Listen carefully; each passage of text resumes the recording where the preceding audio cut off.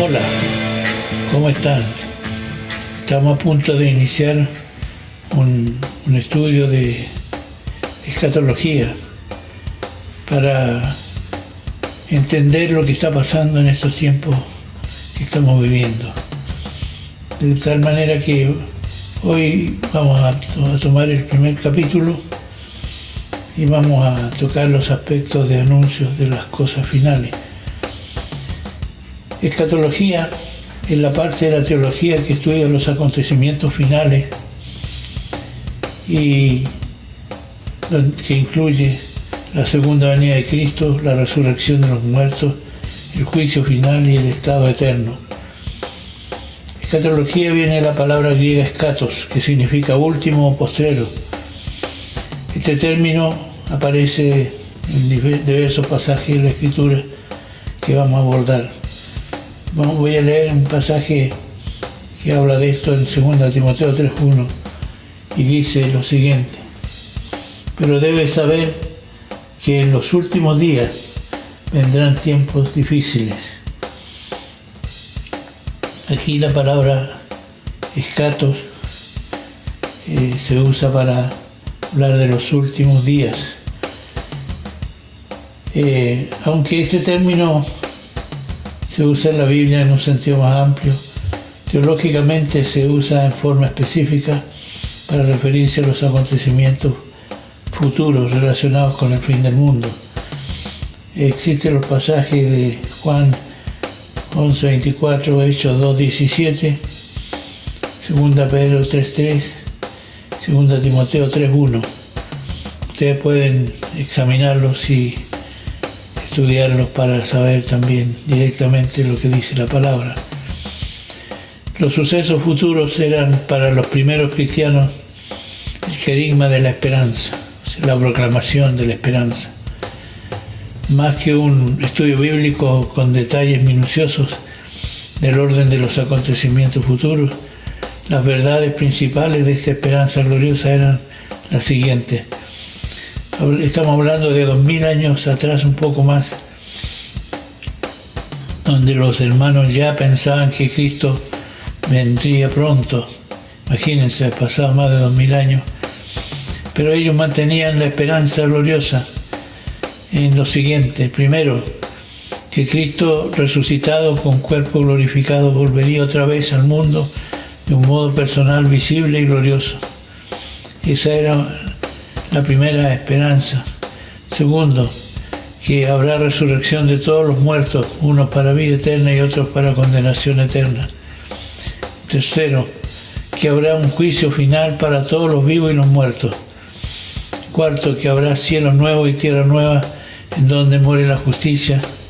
El pecado, la enfermedad, la muerte, los demonios y el mismo Satanás serán definitivamente vencidos y los redimidos reinarán con el Señor eternamente. Su reino no tendrá fin. Agregado a esto, el credo de los apóstoles en su parte final dice: está sentado a la diestra de Dios Padre Todopoderoso y desde allí vendrá al final del mundo a juzgar a los vivos y a los muertos. Creo en la resurrección de los muertos y la vida del mundo venidero.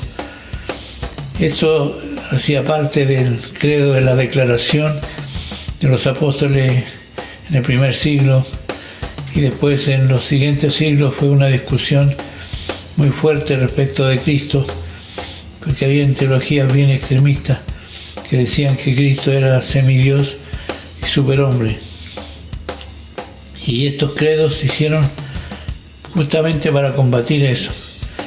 El credo niceno dice: y vendrá otra vez con gloria a juzgar a los vivos y a los muertos, cuyo reino no tendrá fin. Espero la resurrección de los muertos y la vida del mundo venidero. El símbolo niceno constantinopolitano es un símbolo de la fe, una declaración dogmática de los contenidos de la fe cristiana, promulgada en el Concilio de Nicea I y ampliado en el Concilio de Constantinopla. El objeto del credo niceno fue consensuar una definición de los dogmas de la fe cristiana, impedida hasta entonces por la escasa institucionalización y las fuertes variantes regionales. Siempre es sano enfocar los temas escatológicos o de los últimos tiempos como muestra gloriosa, con una gloriosa esperanza que tenemos, creyendo y proclamando todo lo que Dios nos ha revelado en su palabra, sin pretender hacer una descripción cronológica de todos los hechos futuros con detalle, como si los hubiéramos vivido. Parece un atrevimiento hacer eso. Es lícito tener una opinión personal, pero pretender enseñarlo como si fuera una doctrina ya vivida sería petulante y podría causar divisiones. Por eso mantenemos una sobriedad en esto. ¿Qué dice el reino de Dios al respecto? ¿O qué se habla del reino de Dios? En la mayoría de los cristianos se ha usado el término reino de los cielos para hablar de lo futuro. Y muchos piensan que el reino de Dios tiene que ver con el futuro y no con el presente. Pero hay dimensiones presentes del reino muy claras. La misión principal de Jesús, por ejemplo, era traer y establecer el reino de Dios en los hombres. En Mateo 4:17 dice que desde entonces comenzó a predicar el evangelio del reino de Dios, cuando Jesús empezó su ministerio. También Jesús habló del reino de Dios como una realidad presente a los discípulos. Habiéndole preguntado a los fariseos cuándo vendría el reino de Dios, Jesús les respondió y dijo: el reino de Dios no viene con señales visibles, ni dirán: mirad, aquí está, o allí está, porque he aquí, el reino de Dios entre vosotros está. Lucas 17, del 20 al 21. En la conversión somos trasladados al reino de Cristo, del reino de las tinieblas al reino de la luz, al reino de Jesucristo. La conversión tiene que ver con cambios de gobierno. Por eso Pablo lo dice de esta manera, que fuimos trasladados de un gobierno de tinieblas a un gobierno de luz. La vida cristiana es la vida en el reino de Dios. Porque el reino de Dios no es comida ni bebida, sino justicia y paz, y gozo en el Espíritu Santo. Romanos 14:17. El reino de Dios ha de ser establecido sobre los hombres por la predicación del Evangelio hecho por la Iglesia. La salvación no es simplemente escatológica, sino transforma todas las relaciones de la vida, aquí y ahora, por el sometimiento a la autoridad de Jesucristo como Señor. La consumación del reino. El reino va a tener una etapa muy interesante, porque un día, cuando ya hayan culminado varios eventos, de los cuales vamos a tocar algunos, Jesucristo va a entregar el reino al Padre para que sea Él todo en todos. Cuando Jesucristo venga, va a venir con gloria y majestad y va a juzgar a los que han hecho la tarea aquí en la tierra, porque todo esto está registrado en un libro que seguramente se llamará libro de las obras. Ahí está el libro de la vida, donde están anotados todos los que están redimidos por la sangre de Cristo. Pero en cuanto al reino, todos sus enemigos serán sometidos y finalmente entregará el reino al Padre. Pero cada uno en su debido orden. Cristo, las primicias, luego los que son de Cristo en su venida. Entonces vendrá el fin, cuando Él entregue el reino al Dios y Padre, después que haya abolido todo dominio y toda autoridad y poder. Pues Cristo debe reinar hasta que haya puesto a todos sus enemigos debajo de sus pies. Y el último enemigo que será abolido es la muerte, porque Dios ha puesto todo en sujeción bajo sus pies. Pero cuando dice que todas las cosas le están sujetas, es evidente que se exceptúa a aquel que ha sometido a él todas las cosas. Y cuando todo haya sido sometido a él, entonces también el Hijo mismo se sujetará a aquel que sujetó a él todas las cosas, para que Dios sea todo en todos. Primera de Corintios 15, del 23 al 28.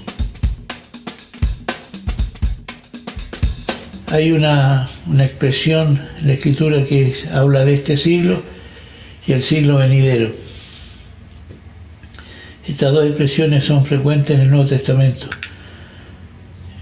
Por ejemplo, Mateo 12:32, Marcos 10:30, Efesios 1:21.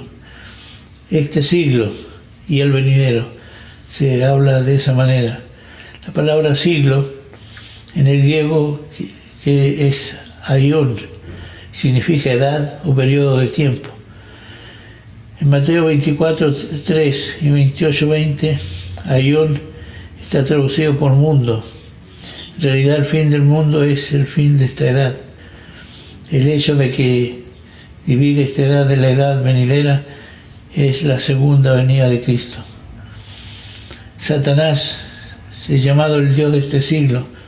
Se nos insta a no conformarnos a este siglo, a este aion. Vivir en ese siglo sobriamente es el llamado del Señor. Hemos sido partícipes de los poderes del siglo venidero cuando hemos recibido el bautismo del Espíritu Santo y otras experiencias carismáticas. Existe el ya y el todavía no. Jesús le dijo a la mujer samaritana en Juan capítulo 4, versículo 23, la hora viene y ahora es. Cabe la pregunta, ¿viene o ya vino? La pregunta paradójica es, ¿viene y ya vino? Ambas cosas. Es muy importante comprender este principio espiritual en las Sagradas Escrituras. Por ejemplo, una mujer embarazada, ¿es madre o será madre? La respuesta completa es la siguiente, es y será. Aún más, es madre porque será madre, y a la vez podemos decir será madre porque es madre. Otro ejemplo sería el caso de una pareja de novios. Costumbre en los días bíblicos de hacer pacto matrimonial meses antes de celebrar la boda, sin tener una unión física aún, y se llamaban esposos, pero todavía no se unían en matrimonio físicamente. Ese periodo de tiempo estaba comprometido como si estuvieran ya casados. Entonces, la pregunta sería, ¿están casados o no? Se podría responder, ya, están casados, pero todavía no. Este hecho espiritual ya consumado por la muerte, resurrección, exaltación de Cristo, a la vez es un hecho consumado que está siendo progresivamente asimilado a la historia humana por el vivir en Cristo. Esta asimilación es un proceso irreversible que irá madurando hasta la plenitud de la realización del propósito salvífico de Dios en los hombres que en Él creen. La consumación de esa plenitud se alcanzará en el retorno glorioso de Cristo a la tierra. Quiero que veamos algunos aspectos reales de lo que está pasando según lo que Pablo le dice a Timoteo, de los tiempos difíciles que habrá hombres amadores de sí mismos, soberbios, ingratos y otras calificaciones más. Voy a mostrarles un poquito lo que ocurre en realidad en el mundo. Darrow Miller, en la introducción de su libro Reformulación de la Justicia Social, editorial Jucum, dice: vivimos tiempos de riqueza en Occidente, contrapuestos con una intolerable pobreza. La injusticia y la corrupción siguen paralizando naciones y una mayoría de la población mundial sufre las consecuencias. En un mundo de abundancia que tiene la capacidad de producir alimentos suficientes para todos, 25.000 personas mueren diariamente de hambre, la mayoría son niños.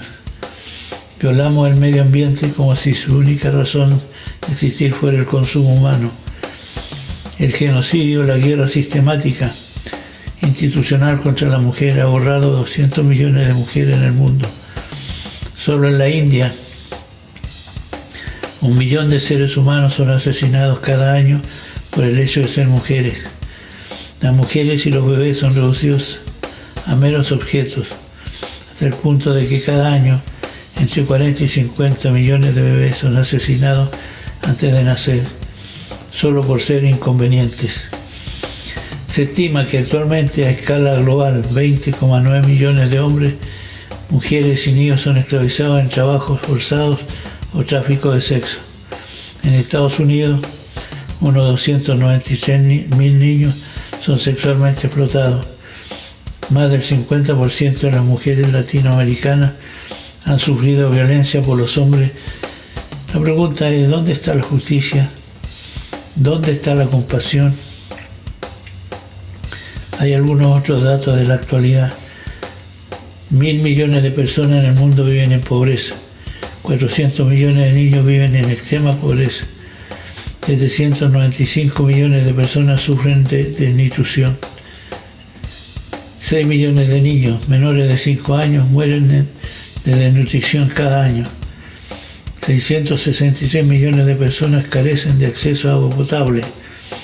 Hay 781 millones de adultos analfabetos. El 65% son mujeres. 57 millones de niños no asisten a la escuela. Casi la mitad de la población mundial vive con menos de $75 por mes. Existe en la mayoría de las naciones injusticia social, pobreza estructural, hambre y desnutrición, analfabetismo, desempleo, explotación laboral, explotación sexual, violencia doméstica, ideología de género, racismo, aborto, descuido del medio ambiente y de los recursos naturales, inmigrantes forzados, campamentos de refugiados, injusta distribución de las ganancias, cárceles inhumanas, narcotráfico, drogadicción, inseguridad. En algunos países está el flagelo del terrorismo, de la guerra, de los gobiernos totalitarios, de la persecución religiosa, del armamentismo y cosas semejantes. Bob Kennedy, asesinado en 1968 a los 42 años, dijo: es inadmisible que la mayoría de nosotros acepte como inevitable la pobreza, el analfabetismo, la desnutrición, el racismo, la corrupción, la apatía, es la aceptación de lo inaceptable. ¿Tiene la Iglesia alguna responsabilidad en la transformación de las naciones? ¿Es parte de nuestra misión como hijos de Dios luchar por un mundo donde haya más justicia y paz? Las respuestas pueden ser muy variadas y algunas hasta contrapuestas según el sector que preguntemos. Actualmente, dentro de las posiciones moderadas sobre este tema, subsisten básicamente dos principales. Ambas posiciones afirman que sí, que la Iglesia tiene responsabilidad en la transformación de las naciones, pero una sostiene que su acción debe ser en forma directa. La otra afirma que la Iglesia debe incluir en su misión integral una acción directa para la transformación de las naciones. Los que sostienen que la contribución de la Iglesia debe ser realizada en forma indirecta, no aceptan ninguna participación de la Iglesia o de los cristianos en la política o en las diferentes áreas de gobierno. El aporte hecho en forma indirecta consistiría en predicar el Evangelio, hacer discípulos, plantar iglesias, hacer obra de misericordia y enviar misioneros a todas las naciones. Como resultado del gran crecimiento numérico de la Iglesia en las naciones y del discipulado, ocurrirían transformaciones en la sociedad. Los que creen que la Iglesia tiene que estar, no como institución, sino a través de sus miembros involucrada en todas las áreas de la sociedad, política, economía, leyes, justicia, gobierno, educación, ciencia, arte, comunicaciones, salud, trabajo, deporte, entretenimiento, etc. Sostienen que el amor al prójimo no se circunscribe a practicar la bondad y la justicia únicamente a nivel personal, sino también a nivel comunitario, social y nacional, a fin de procurar el bienestar integral de todos los habitantes de la nación y del mundo.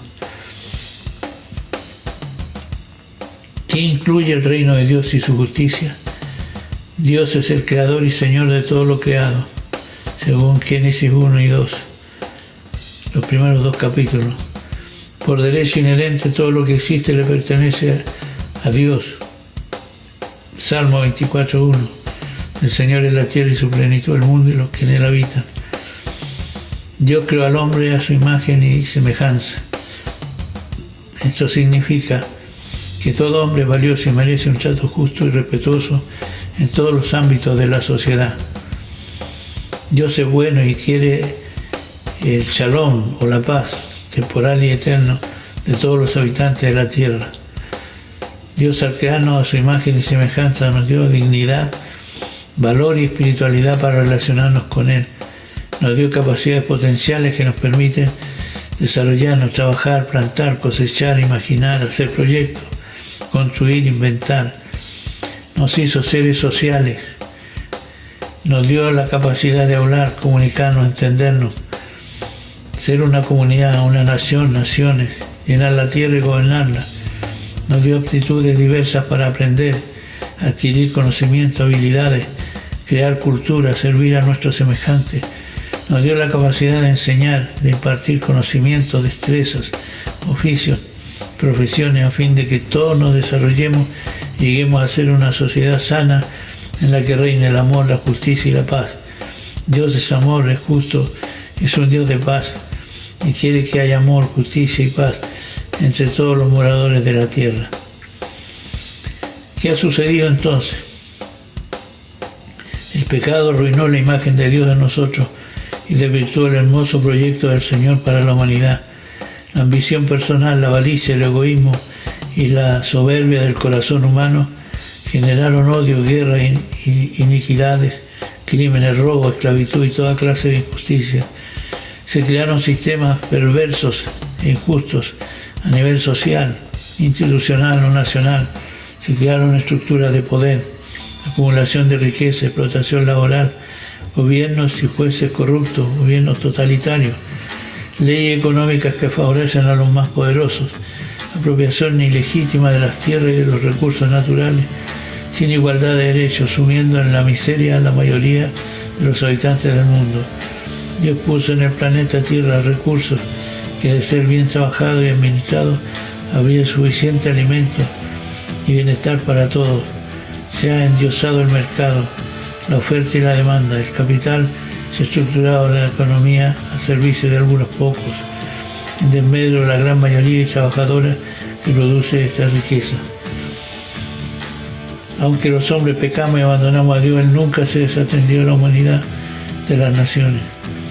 Los profetas denunciaron vez tras vez la injusticia, la corrupción y el soborno. De aquí nos podemos dar cuenta de del tremendo drama que hay en el mundo. No, esto no es para el futuro, esto es lo que está aconteciendo ahora, aquí y ahora. Y el apóstol Pablo reconoce esto y lo expresa así, de esta manera, escribiéndole a su hijo Timoteo en la fe.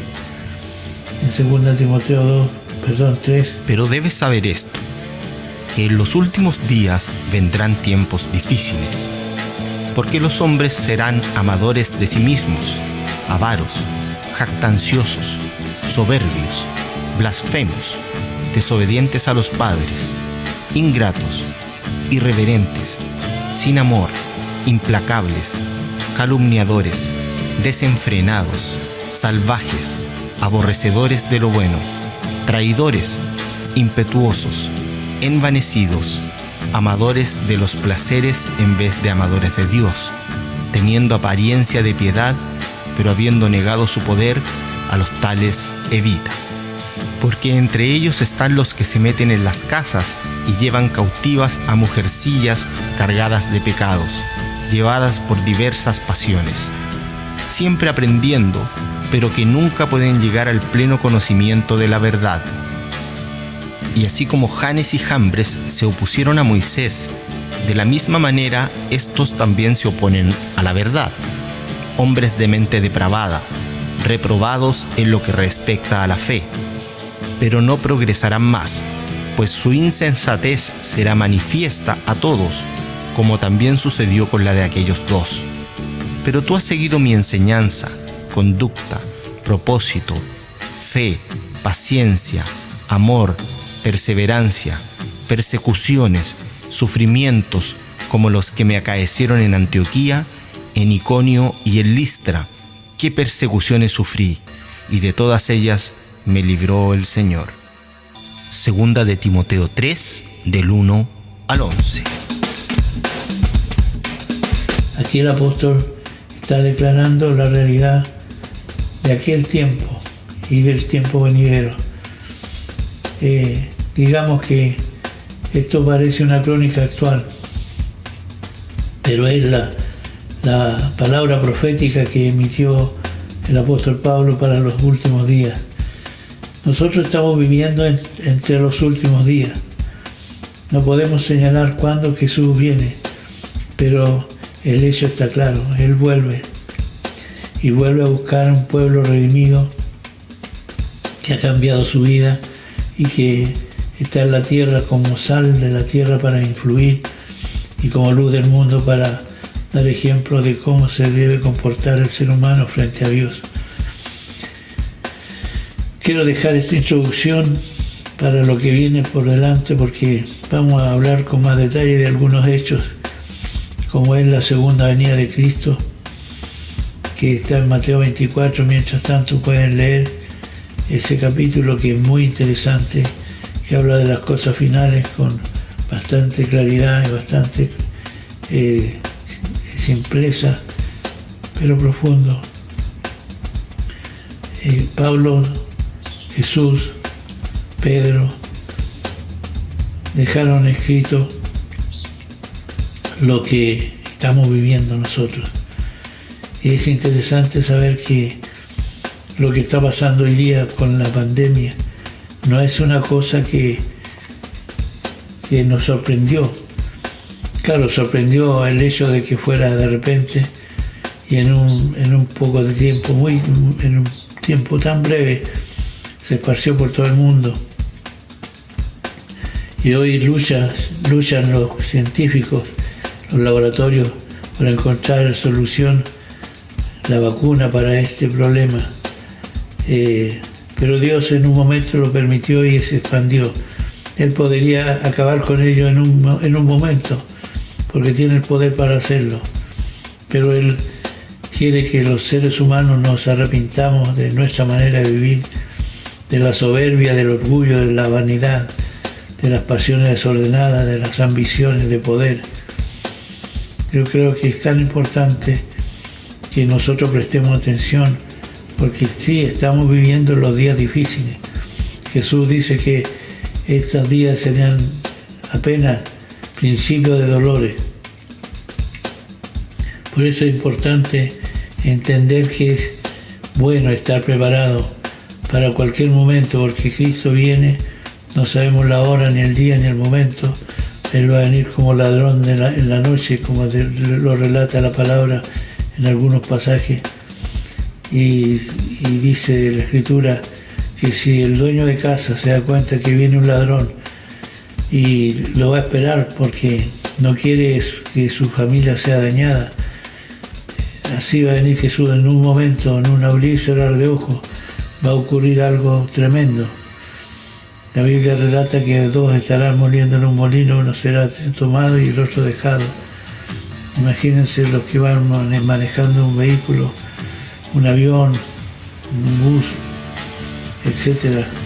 Va a ser desastroso ese día cuando el Señor levante a los suyos, porque van a resucitar los muertos que murieron con la fe puesta en el Señor, y los que estén vivos van a ser transformados como Jesús fue transformado después de la muerte en la cruz. Así que hay mucho que decir al respecto. Por lo tanto, en este momento yo les animo a meditar en la situación personal de cada uno. Esto no es un cuento de hadas, no es una historia fantástica, esto es una realidad que todavía tenemos que vivir, pero algunos lo vivirán con gozo y otros se lamentarán por los siglos de los siglos, porque Cristo sí viene y viene a buscar su iglesia. Así que damos gracias a Dios porque hemos nosotros visto la luz que nos dejó el Señor a través de su palabra. Yo quisiera orar ahora para pedirle a Dios que ilumine los ojos del entendimiento de cada uno de los que están escuchando esta enseñanza, que la vamos a continuar en otro momento. Voy a orar para que el Señor les dé entendimiento de las verdades eternas y que puedan alcanzar la salvación. Oremos. Padre, en el nombre de Jesús, te agradecemos porque eres bueno y para siempre es tu misericordia. Sabemos que hay muchas cosas que la humanidad ignora y que tampoco no creen en ti, Señor, pero que estas cosas van a suceder. Te ruego que traiga sensibilidad al corazón de mucha gente que no te conoce, que puedan dar pasos de salvación, pasos de reconciliación contigo, pasos de arrepentimiento. Señor, por favor, aplica tu misericordia en estos casos. Venga tu reino sobre la vida de tanta gente que no te conoce. Señor, libra a nuestro país de esta pandemia, de este flagelo. Levanta, Señor, a los que están dolidos de cualquier enfermedad, pero principalmente, Señor, toca el corazón de las personas para que te puedan conocer y así caminar contigo con paz en su corazón. En el nombre de Jesús te lo ruego, Padre. Muchas gracias por todo. Amén.